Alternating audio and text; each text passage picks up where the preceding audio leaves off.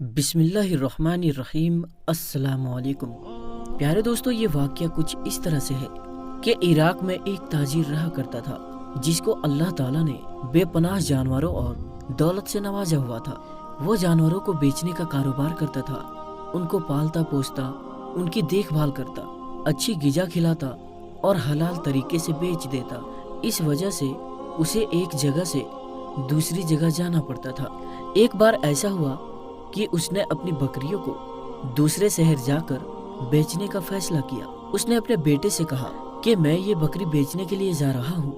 بیٹے نے کہا ہم آپ کے ساتھ چلتے ہیں ابا جان۔ تو تاجر کہنے لگا نہیں، اس بار نہیں۔ اس کے بعد تاجر اچھی نیت کے ساتھ اپنی بکریوں کو لے کر حلب شہر کی طرف روانہ ہو گیا۔ وہ تاجر اس جگہ پر پہنچ چکا تھا۔ کچھ دن وہ وہیں پر رکا۔ وہاں پر مویشیوں کا ایک بہت بڑا میلہ لگا ہوا تھا۔ اس نے اپنی بکریاں بیچی اور بہت ساری رقم لے کر واپس اپنے شہر کی طرف روانہ ہو گیا۔ ابھی وہ اپنا سفر جاری رکھے ہوئے تھا کہ ایک ڈاکو، جو اس جگہ کا مشہور ڈاکو تھا، اس نے تاجر کو دیکھ لیا اور وہ ڈاکو سمجھ گیا کہ تاجر کے پاس بہت بڑی رقم ہے، یعنی بہت زیادہ روپیہ پیسہ ہے۔ اس نے سوچ لیا کہ میں اسے لوٹ لوں گا۔ وہ ڈاکو لگاتار اس تاجر کے پیچھے لگا ہوا تھا۔ جب تاجر راستے میں ایک ویران جگہ پر ایک درخت کے نیچے کچھ دیر آرام کرنے کے لیے رکا تو اس ڈاکو نے تاجر پر حملہ کر دیا۔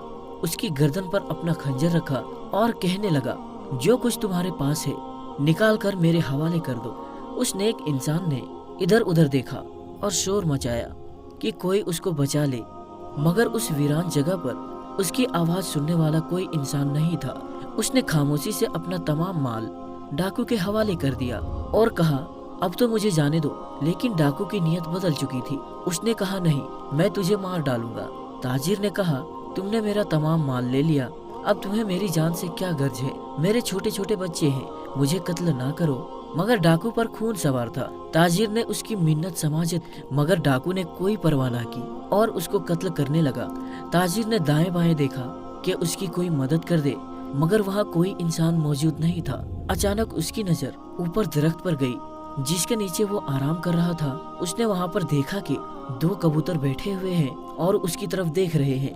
اس نے ان کبوتروں کی طرف دیکھ کر کچھ کہنا چاہا، لیکن ڈاکو خنجر سے اس پر حملہ کرنے لگا۔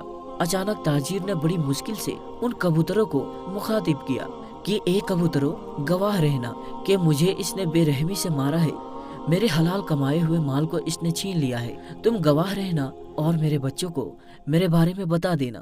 ڈاکو اسے مار چکا تھا اور اس کے آخری الفاظ مذاقیہ انداز میں دہرانے لگا کہ اے کبوتروں، گواہ رہنا۔ یہ کبوتر بے زبان تیری کیا گواہی دیں گے؟ اب ڈاکو اس نیک انسان کو مار کر اپنے راستے پر آ چکا تھا۔ راستے میں بھی وہ وہی الفاظ دہرا رہا تھا کہ بے زبان پرندے اس کی گواہی دیں گے، ایسا نہیں ہو سکتا ہے، انہیں کیا معلوم میں کون ہوں۔ ادھر اس نیک انسان کے گھر والے اس کے آنے کے منتظر تھے۔ دن گزرتے گئے لیکن تاجر کی کوئی خبر نہ ملی۔ چنانچہ اس کا بڑا بیٹا اپنے والد کی تلاش میں اسی حلب شہر آیا۔ وہاں اس کو بتایا گیا کہ فلاں تاریخ کو تمہارے والد یہاں آئے تھے، اس جگہ پر رکے اور فلاں کے ساتھ اس نے اپنی بکریاں بیچی اور اتنی رقم وصول کی تھی جو کہ بہت زیادہ رقم تھی۔ اور چند دنوں کے بعد حلب سے کچھ دور فاصلے پر ویرانے میں کسی نامعلوم شخص نے اسے خنجر سے مار دیا اور ساری رقم چھین کر بھاگ گیا۔ تمہارے والد کو اسی شہر کے قبرستان میں دفنا دیا گیا ہے۔ بیٹا بہت رویا، بہت غمزدہ تھا۔ اپنے باپ سے محبت کرنے والا وہ بیٹا شہر کے حاکم کے پاس گیا اور کہا کہ یہ کیسے ہو گیا؟ میرا باپ تو یہاں پر کاروبار کے سلسلے میں آیا تھا، بکریوں کو بیچتا تھا اور اس کے پاس جو رقم تھی وہ رقم بھی نہ مل سکی۔ رقم کا غم نہیں، لیکن باپ کے جانے کا غم ہے۔ ایسے کیسے آپ کے شہر میں کوئی اجنبی آتا ہے اور کسی کو مار کر چلا جاتا ہے؟ کیا آپ کے پاس کوئی پکڑنے والا نہیں ہے؟ شہر کے حاکم نے اس کی بات نہ سنی۔ وہ رو رو کر وہاں کے قاضی کے پاس پہنچا۔ قاضی نے بھی اس کی کوئی مدد نہ کی۔ اس کے بعد وہ اپنے والد کے ان دوستوں کے پاس گیا جن کے ہاتھوں اس نے اپنی بکریوں کو بیچا تھا۔ اس کے دوست کہنے لگے یہ بات تو سچ ہے کہ اس نے رقم جمع کی اور رقم لے کر اکیلے نکل پڑا، لیکن بتاؤ کون گواہی دے گا؟ کیونکہ وہ تو تنہا تھا، اس کے ساتھ کوئی بھی نہیں تھا۔ شاید اگر وہ کسی کے ساتھ بھی ہوتا تو اس کو بھی مار دیا جاتا۔ بڑی بے دردی سے اس قاتل نے اس کو قتل کیا ہے اور وہاں سے جا چکا ہے، ہم نہیں ڈھونڈ سکتے۔ قاتل نے کوئی نشان بھی نہیں چھوڑا تھا۔ اس کے بعد تاجر کا بیٹا मायूस होकर वापस अपने शहर आ गया। घर आकर वो सोच रहा था कि किस तरह माँ को बताऊं, लेकिन माँ को बताना तो था। उसने कहा, माँ, बाबा को इस तरह किसी ने मार दिया है, और वो कौन अजनबी था हम नहीं जानते। पैसा भी लेकर भाग चुका है और बाप को उसने खत्म भी कर दिया। मैं उसी कब्रिस्तान से होकर आ रहा हूँ जहाँ पर वो दफन है। माँ ने ये खबर सुनी तो वो बेहोश हो गई। माँ को होश तो आ गया था, लेकिन काफी वक्त गुजर जाने के बाद भी कातिल का पता ना चल सका। वो बेटा सोचता कि किस तरह मैं अपने बाप को इंसाफ दिलाऊंगा। एक बार ऐसा हुआ कि वो फज्र की नमाज पढ़ने मस्जिद में गया। वहाँ पर एक मौलवी साहब थे। उन्होंने उसे परेशान और जारो कतार रोते हुए देखा तो उसने पूछा, बेटा क्या हुआ, क्या सबब है जो तुम यूं रोए जाते हो। उसने तमाम वाक़या सुना दिया कि मेरे नेक बाप को किसी ने मार डाला है और आज मैं यतीम हो गया हूँ। मुझे समझ नहीं आ रहा वो कौन था जिसने चुपके से मेरे बाप को मार दिया। उस शहर के हाकिम को भी ये बात मालूम नहीं, गवाही देने वाला भी कोई नहीं। वो मौलवी साहब कहने लगे, अगर मैं तुम्हें वक्त के वली के बारे में बताऊं जो अल्लाह के वली है और अपने इल्म पर वो उरूज रखते हैं, कि वो जरूर हमें खबर दे देंगे कि तुम्हारे बाप को किसने नाजायज तौर पर कत्ल किया है। बेटा बहुत खुश हुआ। उसने कहा, क्या आप मुझे उनसे मिला सकते हैं।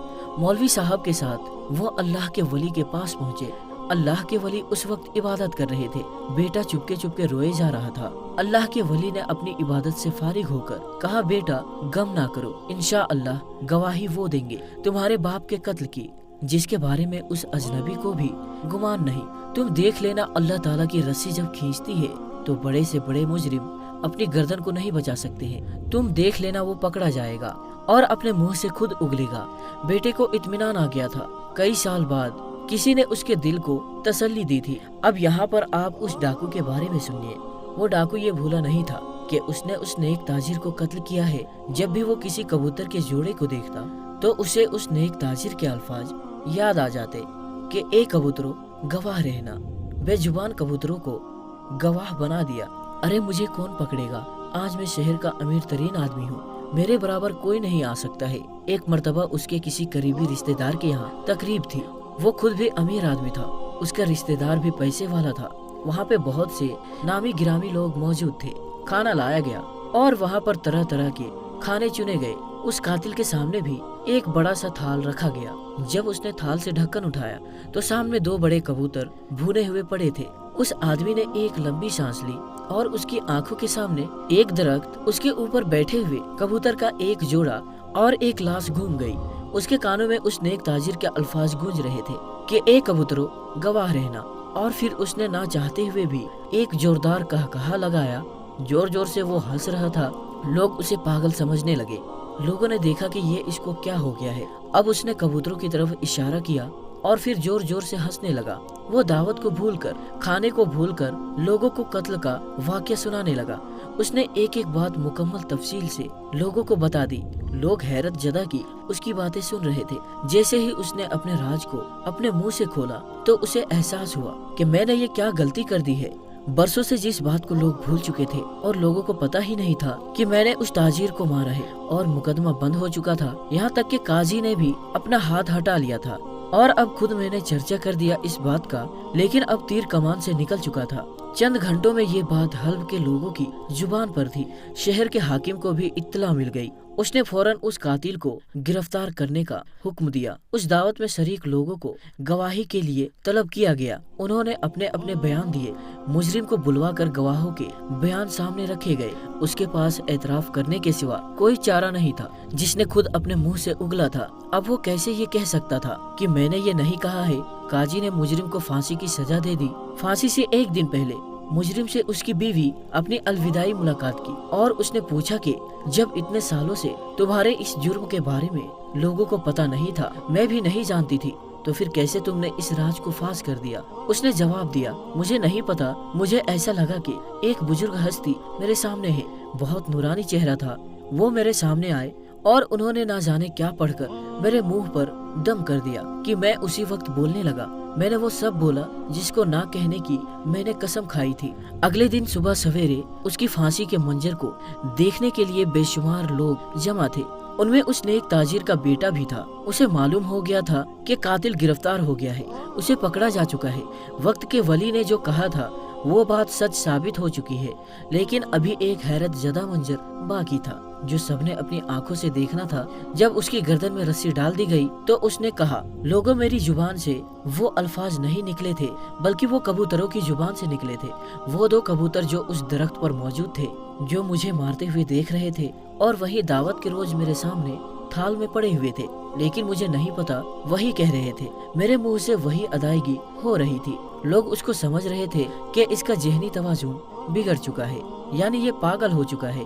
अब जल्लाद ने उसे फांसी पर लटका दिया। लोगों ने एक मुजरिम को उसकी सजा पाते हुए देख लिया और सुख का सांस लिया। फिर अचानक ही लोग बेइख्तियार नारे तकबीर, अल्लाह अकबर की आवाज बुलंद करने लगे कि या अल्लाह, तू चाहे तो बेजुबानों को भी जुबान दे दे। उसी वक्त लोगों ने 2 कबूतरों को देखा जो कातिल के सिर पर बगैर किसी हरकत के बैठे थे। तमाम लोगों ने कहा, हमने गवाही दी, इन 2 कबूतरों ने भी गवाही दे दी है। और फिर यही नहीं हुआ कि मुजरिम को अपनी सजा मिल गई, बल्कि बकरियों से हासिल होने वाली वो रकम जो उस ताजिर नेक इंसान की थी, वो रकम उसके बेटे को दिलवाई गई। सुभान अल्लाह, बेशक अगर इंसान नेक काम करता है तो अल्लाह ताला गवाही बेजुबानों से भी दिलवा देता है। हमें यकीन होना चाहिए इस बात का। दोस्तों, ये वीडियो आपको कैसी लगी हमें कमेंट बॉक्स में अपनी राय जरूर बताएं, और अपने तमाम दोस्तों और रिश्तेदारों के साथ इस वीडियो को ज़्यादा से ज़्यादा शेयर करें। तो दोस्तों, हम मिलते हैं फिर एक नई और अच्छी वीडियो के साथ। तब तक के लिए अस्सलाम वालेकुम, अल्लाह हाफिज़।